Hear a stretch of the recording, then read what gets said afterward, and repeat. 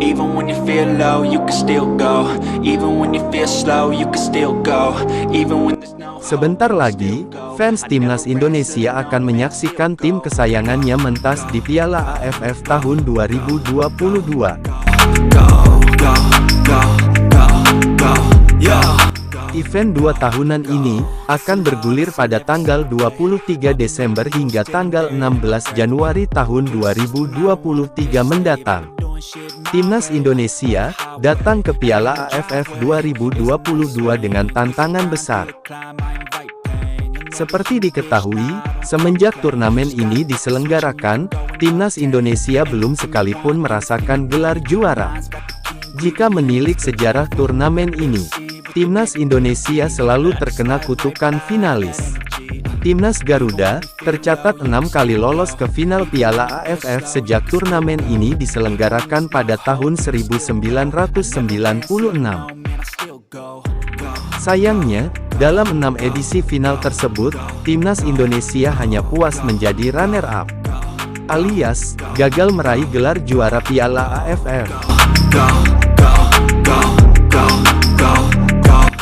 Hal inilah yang membuat pelatih Sinteyong merasa penasaran. Bagaimana tidak, di edisi Piala AFF terakhir tim asuhannya melaju jauh sampai ke babak final.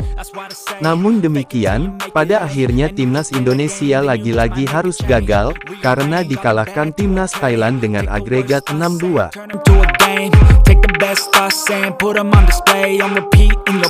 Mampukah tim besutan Sinteyong mengakhiri kutukan sebagai runner-up kali ini?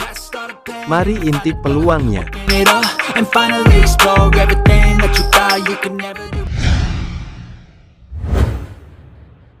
Peta kekuatan Piala AFF.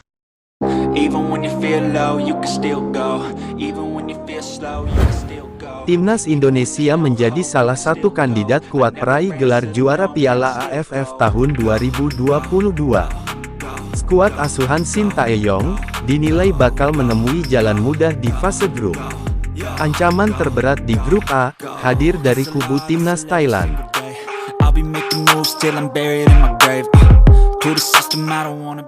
Timnas Thailand, dalam dunia sepak bola di Asia Tenggara adalah skuad yang tidak bisa diremehkan. Selama keikutsertaan Timnas Thailand di Piala AFF, ternyata mereka sudah menjadi kampiun sebanyak 6 kali. Namun demikian, pada edisi Piala AFF kali ini pelatih Timnas Thailand Alexandre Polking mengakui jika mereka tidak turun dalam performance terbaiknya. Pasalnya Timnas Thailand tidak akan tampil full tim di Piala AFF 2022, karena sejumlah pemainnya tidak diizinkan bergabung oleh klub, karena memang Piala AFF bukan agenda dari FIFA.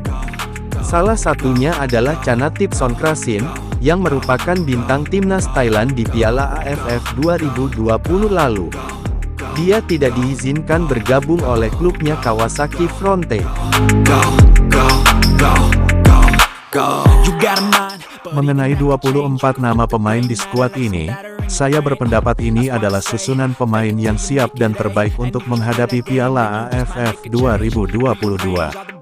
Meskipun hanya tersisa 8 nama dari skuad Timnas Thailand edisi lalu, tetapi skuad kali ini diisi dengan generasi muda yang belum pernah dimainkan.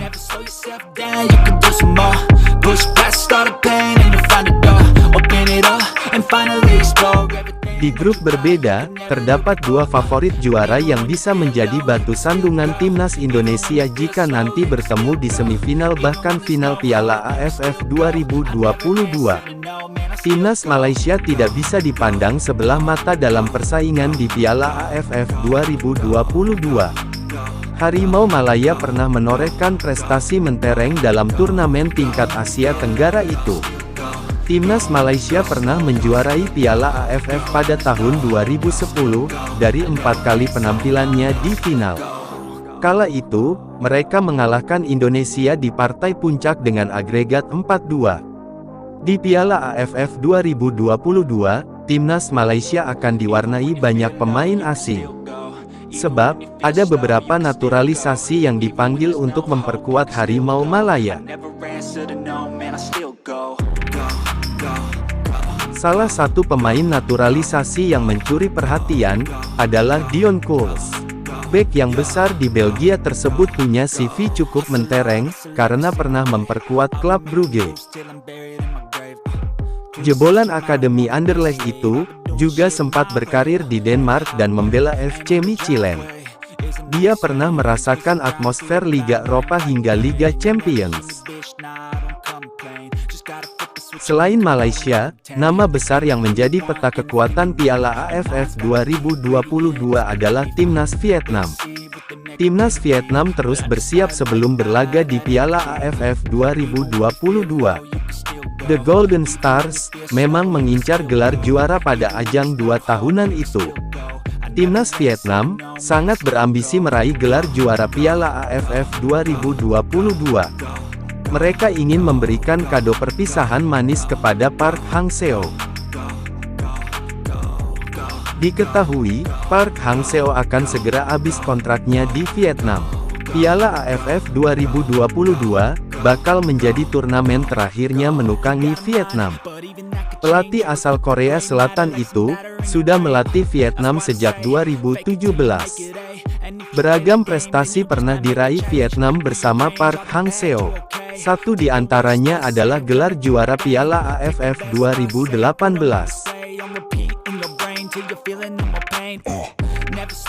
Tidak banyak perubahan yang dilakukan Park Hang-seo dalam komposisi pemain timnas Vietnam untuk Piala AFF 2022. Wajah-wajah lama dengan usia di atas 25 tahun masih mendominasi.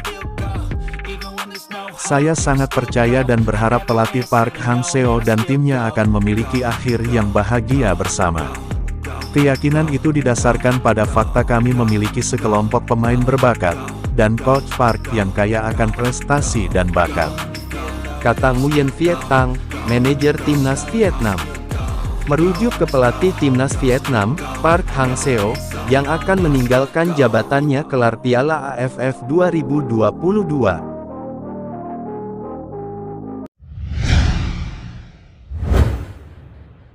Kedalaman skuad Timnas Indonesia. Pelatih Timnas Indonesia Shin Tae-yong telah memanggil 28 pemain untuk persiapan Piala AFF 2022.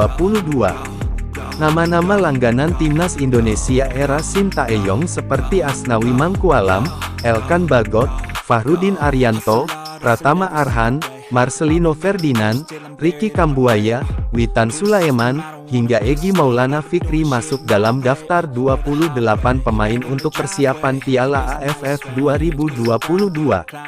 Lalu, dua pemain yang baru merampungkan proses naturalisasi, Jordi Amat dan Sandy Walsh, juga masuk dalam daftar pemain pilihan Shin Tae-yong. Di samping itu, terdapat nama-nama lama yang kembali masuk dalam daftar pemain Timnas Indonesia untuk Piala AFF 2022, yakni Hansa Muyama, Andi Setio dan Ilyas Spasojevic. Khusus nama terakhir, Spasojevic dipanggil untuk menggantikan striker Timnas Dimas Drajat yang harus menepi karena mengalami cedera.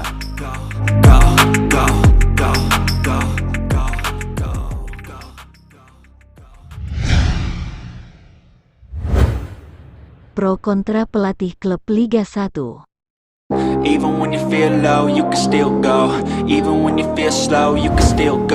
Di tengah persiapan menyambut Piala AFF 2022, justru beberapa pelatih Liga 1 melayangkan protes kepada Shin Tae-yong yang mengambil pemainnya untuk TC dalam jangka waktu yang cukup panjang tersebut.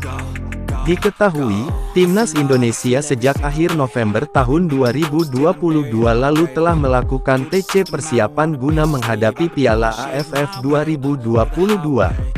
Komentar menohok pun muncul dari juru taktik tim Persija Jakarta Thomas Doll.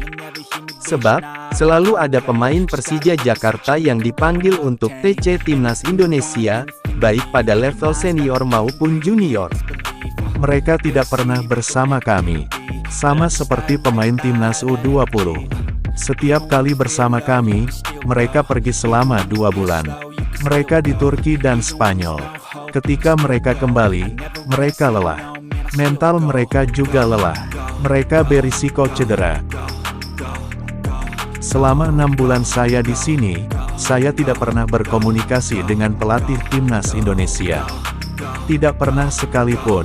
Saya berusia 56 tahun, saya bermain sekitar 50 kali buat Jerman, saya melatih selama 20 tahun. Ini adalah pertama kalinya dalam hidup saya bahwa saya tidak berkomunikasi dengan siapapun.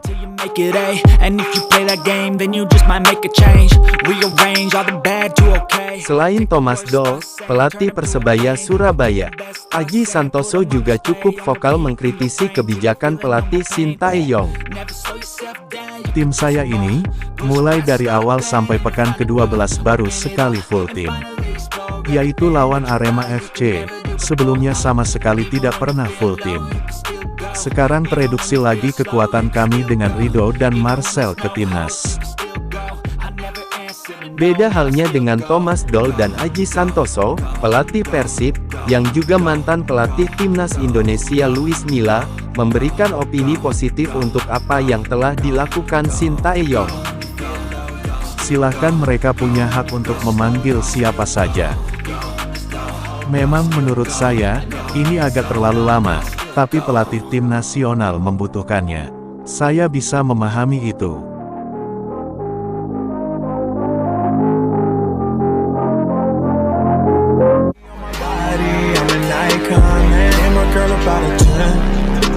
Fuck her in the Benz.